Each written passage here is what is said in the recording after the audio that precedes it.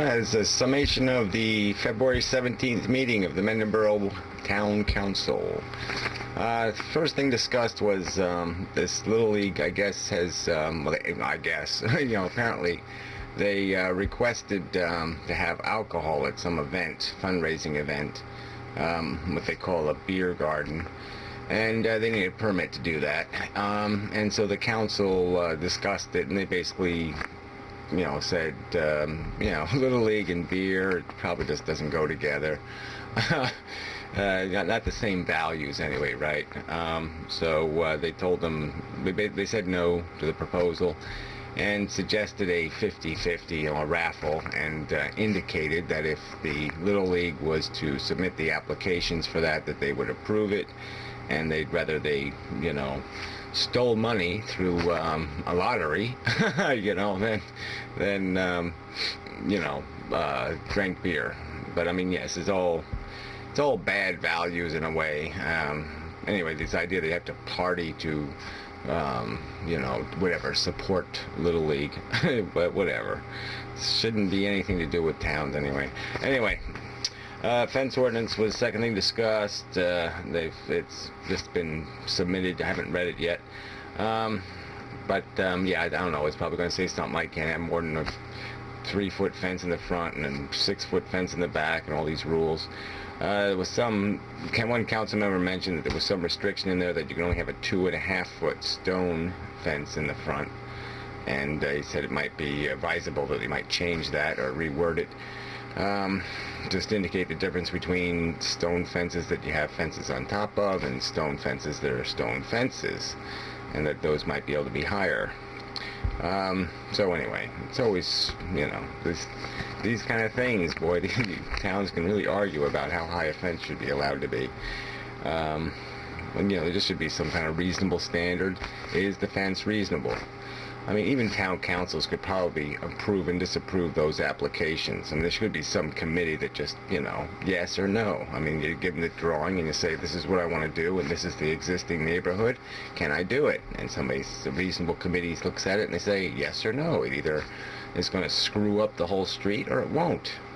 I mean, if it doesn't have anything to do with anybody else's property and making it look stupid, then people really probably should be able to do anything they want. Anyway, there was this wood chip ordinance I thought was really weird. They were repealing the fee for, scooping wood chips into the back of your car. And it seemed weird to me, just because I didn't think you need an ordinance to do that. But then later there was a resolution, do the same thing basically. And they explained that they just want to eliminate the fee because they want people to pick up the wood chips so they can get rid of them. The weird part of this is, 3 years ago, I purchased wood chips from the town, a big dump truck full of them. And then they stopped providing that service because somehow the wood chips were getting ground by the county, and so they were taking all the wood chips. And, so there was you couldn't buy wood chips anymore.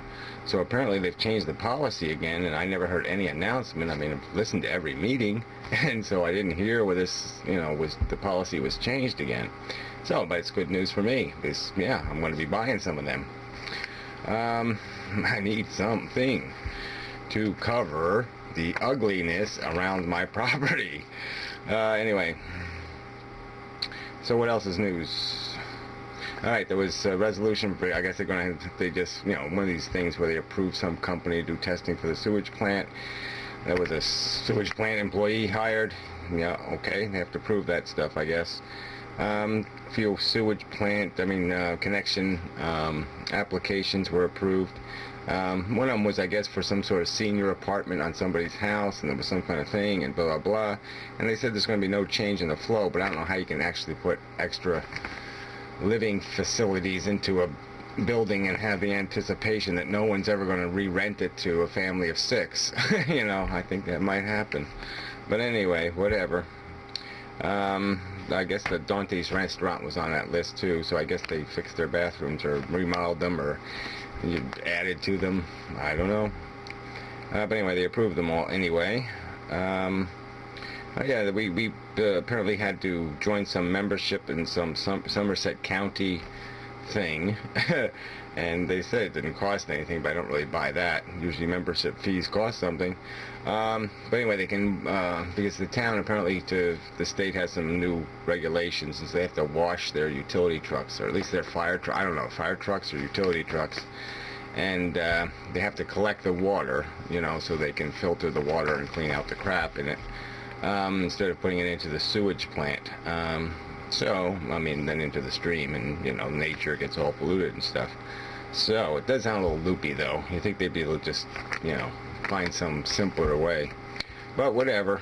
So, I mean, driving trucks to Somerset County, to wash them doesn't make a whole lot of sense. It doesn't sound very environmentally sane, or reasonable, or efficient. But it's a stopgap measure, I guess, until we come up with some other arrangement.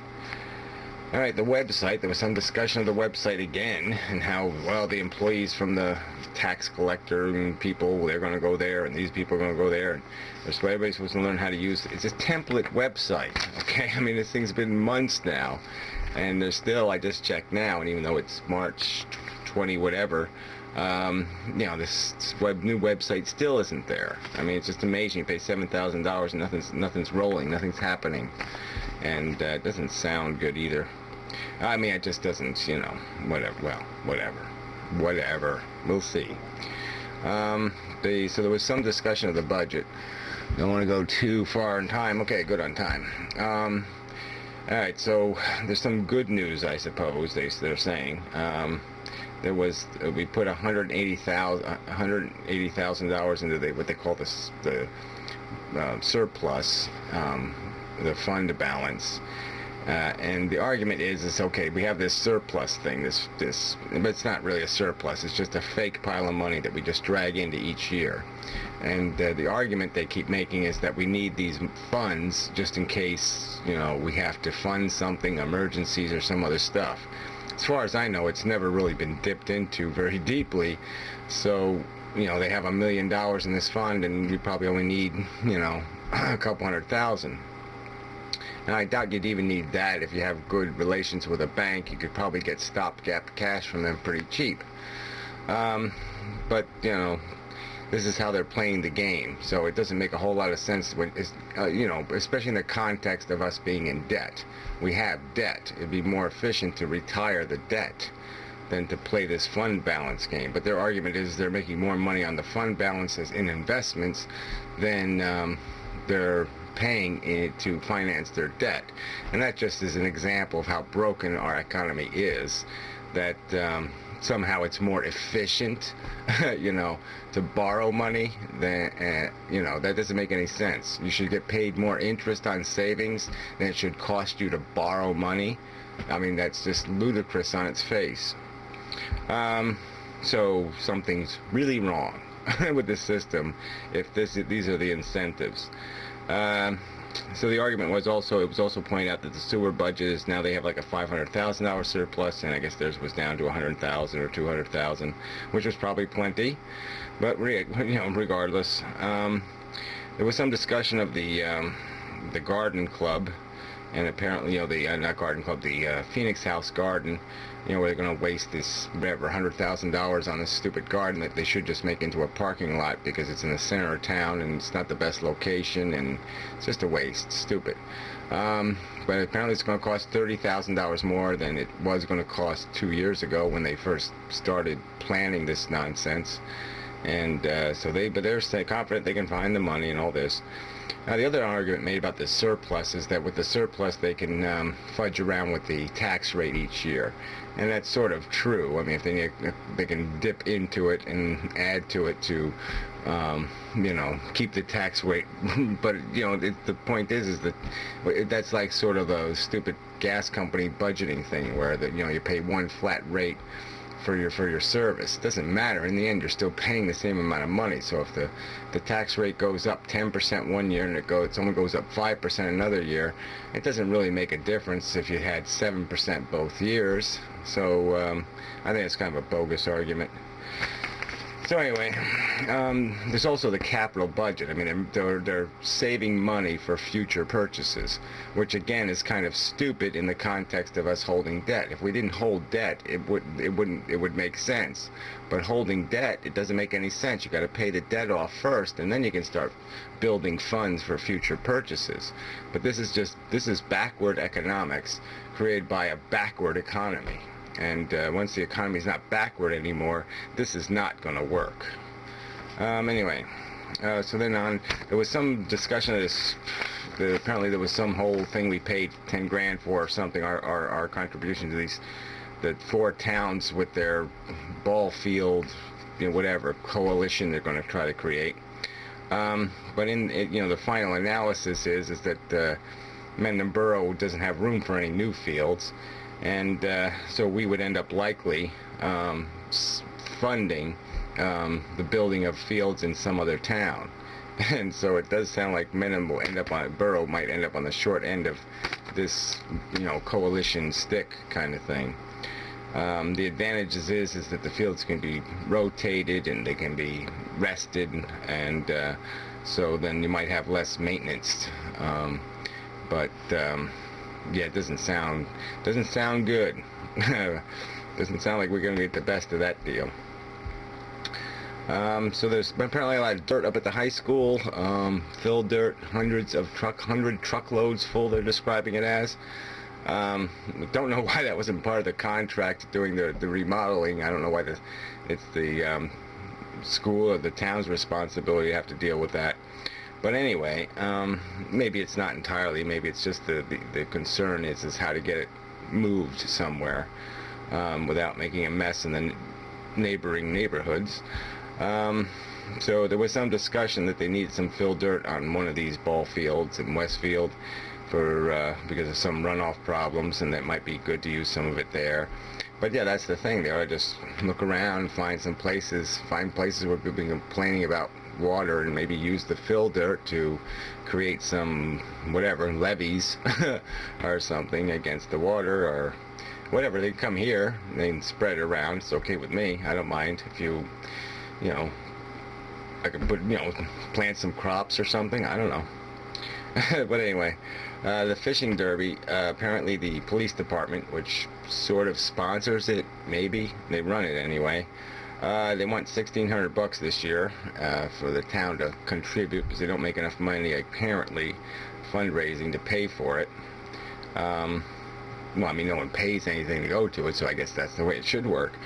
So anyway, I don't know. There was some concern because there was some letter sent to the town, but it wasn't explicit about whether both towns, Township and Mendham Borough, since they're going on together, both have to contribute $800 or both $1,600 or whatever the deal is.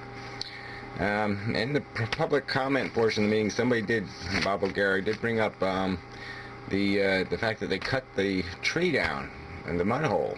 It was like, I noticed that I didn't work for a couple of weeks in February, and so I didn't walk by the mud hole, and it was sort of amazing when I saw it. I mean, it was just like, what the hell did they do? I mean, what the hell did they cut down the tree for?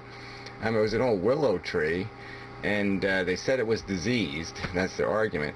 I mean, it's always looked that way. It's always looked diseased, even if it wasn't diseased. And if it was diseased, well, why didn't you give it a shot of penicillin or something? Did you help it? Save it? What the hell did you cut it down for? I mean, it wasn't dead.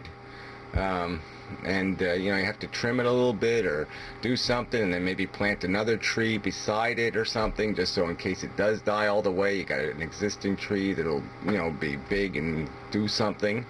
But I mean, they just ripped this tree that was there when I was a kid. I mean, it just looks like hell with this stupid stump sitting out there. But I was thinking it might be an opportunity, because maybe now without the tree, maybe they should put some sort of like modern arty thing there or something, some sort of glowy, spinny thing, and it'll reflect in the water, and maybe it'll kill some geese. Yeah, spinning thing, like big razor blades spinning around, and the geese will fly into them or something, and then they won't shit everywhere. You know, but no, maybe there's something you could put there. You know, some like I know they have a little model of the Phoenix house. You know, maybe they could sit that right up on there. I don't know, something. Maybe there's some other purpose. Cell tower. Cell tower? You know, when the fake cell tower trees? That might work. Yeah, I don't know. Just a suggestion. So anyway, that's it. The